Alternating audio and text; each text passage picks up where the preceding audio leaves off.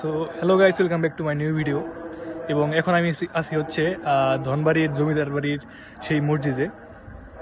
আজকে হচ্ছে ঈদের আগের দিন এবং গতকাল লাস্ট তারাবি হয়ে গেছে। এবং এখানে মসজিদের এই সাইডে দিঘির পাড়েতে একটা জায়গা আছে দাঁড়ানোর মতো, ওইখানে দাঁড়িয়ে আছি।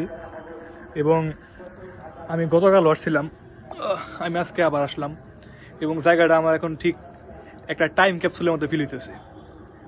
ঘুরে ফিরে দেখা যায় যে আমি দুদিন পর এখানে আসতেছি এবং এখানে আসলে আমি অন্য ধরনের একটা প্রশান্তি পাই, অজানা একটা কারণ, আমি জানি না কিসের জন্য।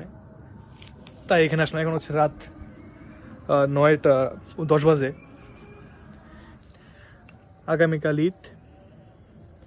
আজকে বেশ ঠান্ডা একটা দিন, গরম নাই।